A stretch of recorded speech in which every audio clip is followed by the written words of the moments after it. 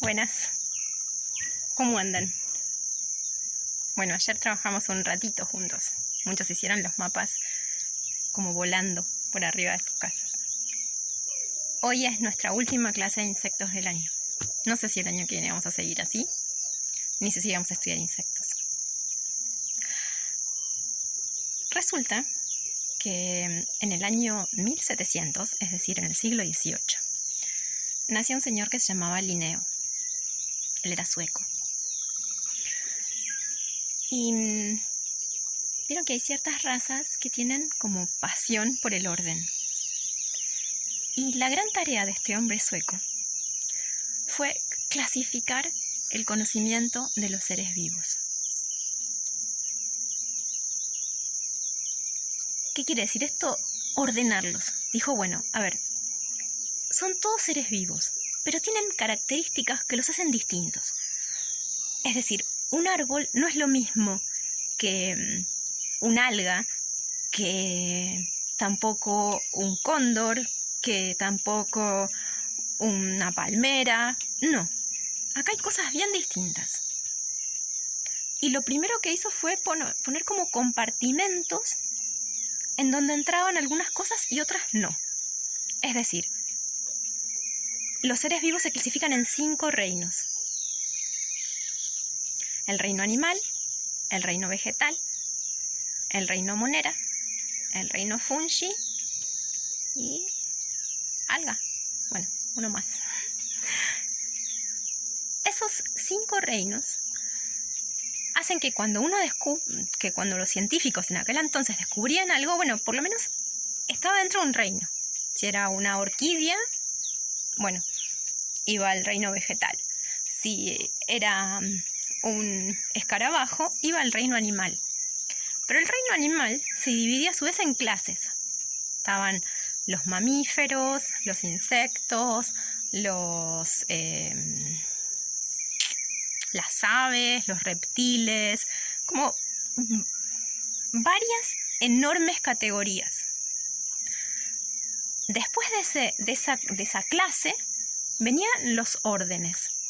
Es decir, esos insectos eran de algún orden. Por ejemplo, coleópteros, por ejemplo, ortópteros, dípteros.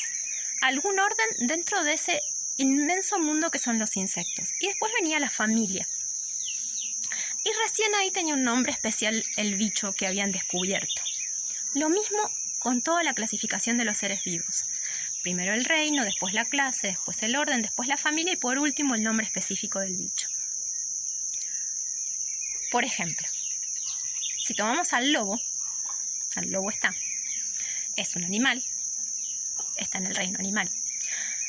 La clase es mamalia, de los mamíferos como nosotros, pero después ya nos separamos. Hasta ahí vamos juntos, pero ahí ya nos separamos. Nuestro orden es homínidos. El orden de los lobos es carnívoros. Y después la familia, Canidae, canes. Y la especie, Canis vulgaris, los dos juntos. Perdón, Canis lupus, los dos juntos. Canis lupus es el lobo. Canis vulgaris es el perro. No hay duda. Ustedes conocen al macaco viano. Resulta ser que en el año 1974, Mauricio Rumbold estaba junto a un grupo de estudiantes para guardaparques en las estepas de Santa Cruz, haciendo unos mapas de hasta dónde se distribuían ciertos animales. Es decir, bueno, acá encuentro este bicho, camino un poco más, lo sigo encontrando, camino un poco más, lo sigo encontrando, camino un poco más, no lo encuentro. Bueno, ahí había una frontera de la distribución de ese bicho, hasta dónde llegaba. Y uno de los estudiantes le dice, che, Mauricio, ¿qué es eso? Él mira y dice, eso es un macá, pero no lo vi nunca. Había ciertas características de ese bicho que le decían que estaba en el reino animal, que su clase era ave, que su orden era podicipediforme, es decir, con forma de macá, y que la familia era podicípide. ¿Por qué? Porque tenía el pico cónico, porque tenía las patas levemente palmeadas, porque flotaba bastante afuera del agua. Había cosas que le decían, esto es un macay, no es otra cosa.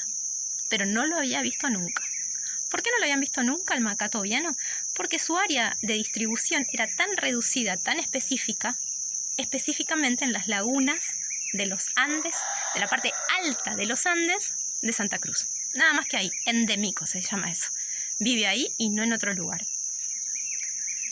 Entonces, había cosas que Mauricio Rumbold no podía decidir. Él no podía decidir a qué clase pertenecía ese bicho. No, era un ave.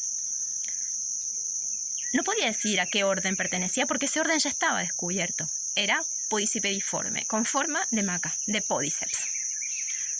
La familia, cuando lo empieza a investigar, lo caza un par de macaes, hace las pieles, toma las muestras, mira las parejas, mira los huevos, dice, la familia coincide con otros macaes que viven en Argentina. Pero a este lo descubrí yo. Y como lo descubrí yo, le voy a poner Podiceps gallardoy. ¿Por qué le voy a poner gallardoy? Porque tengo un amigo que se llama Gallardo y que trabaja en el Museo de Ciencias Naturales de Buenos Aires estudiando anfibios. Este bicho que se descubrió en 1974 lleva el nombre en honor a este amigo de Mauricio Rumbold. Y este amigo de Mauricio Rumbold le puso a una rana que descubrió él por primera vez para la ciencia, Hila rumbolii.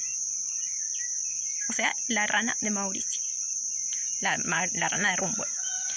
Y en general a veces van a ver después del nombre científico el nombre de quien lo descubrió o lo describió. Porque a veces alguien lo descubre pero no puede describirlo para la ciencia. No puede decir, bueno, está en este reino, está en esta clase. Bueno, ¿a qué viene toda esta cháchara? Viene a que hoy lo que vamos a hacer es con todo lo que fuimos estudiando de insectos, inventar, crear, diseñar un insecto para la ciencia. Como no podemos descubrirlo, los vamos a inventar nosotros. Es decir, para que sea un insecto, tiene que tener 6 patas. Tiene que tener un par de antenas. Tiene que tener un aparato masticador, chupador, comedor, lo que fuere. Y tiene que tener ojos. Todas esas características ustedes las conocen. Las van a tener que repasar en su libro de insectos. Vamos a esperar un instante. Bueno, seguimos. Tiene que tener estas características que fuimos viendo para que sea un insecto y no otra cosa. Van a tener que primero imaginárselo. Yo me imaginé acá unos que les voy a contar. Este, por ejemplo, no sé si lo llegan a ver ahí, es del orden de los ortópteros, porque las alas salen rectas hacia atrás, y es de la familia de los cochicides. ¿Por qué? Porque es un coche insecto. Ha logrado modificar sus patas, sus 3 pares de patas, es decir, sus 6 patas, en forma absolutamente de ruedas. Tiene unos ojos muy enormes porque habita en los cultivos de los hombres. Estos ojos enormes son para ver bien dónde vienen los tractores, las retroexcavadoras, todas esas máquinas enormes y poder huir con sus rapidísimas ruedas. Y tiene un aparato chupador que chupa, se inserta en los tallos de los cultivos y obtiene los aceites que le permiten formar el biodiesel, el combustible del que se alimenta. Como lo descubrí yo para la ciencia, el nombre que le puse fue Cochidicinus biguaensi, por la escuela. Ahora Jacinta va a mostrar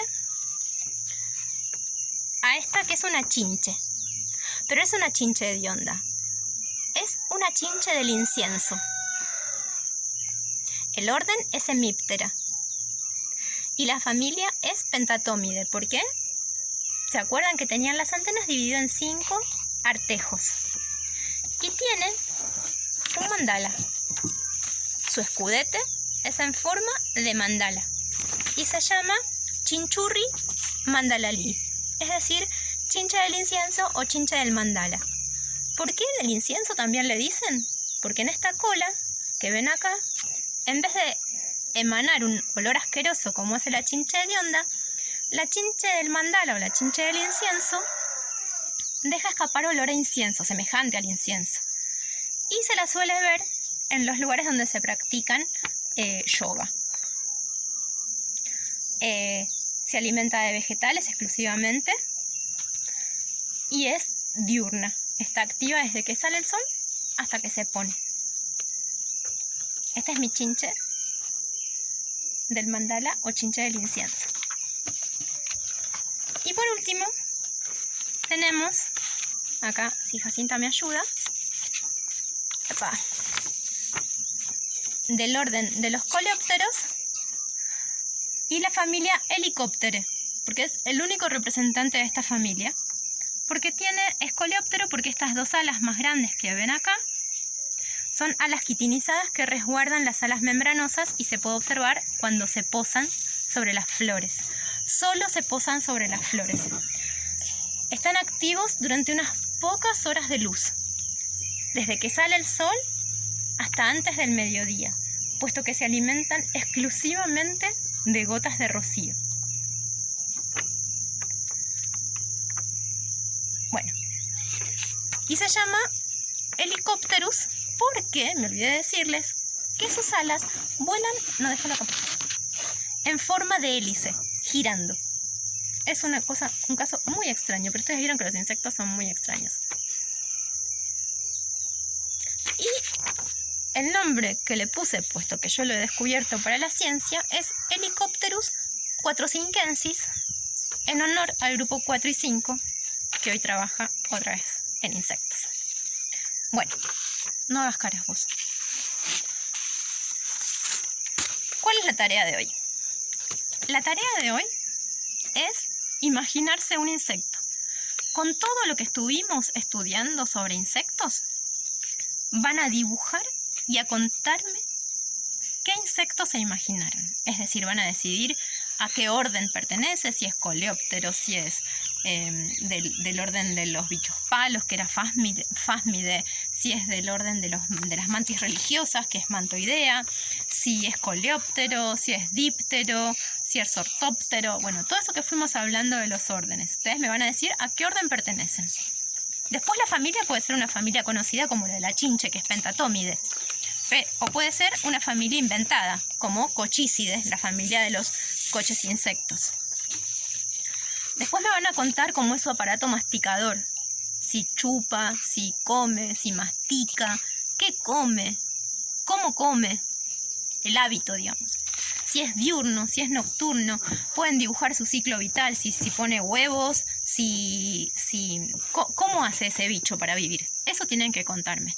¿Y cómo es ese bicho para vivir? Y por ahí hoy los pueden dibujar grandes. Siempre es más fácil los insectos dibujarlos grandes. Y después lo pueden pintar. Y sí describirlo como está en el librito.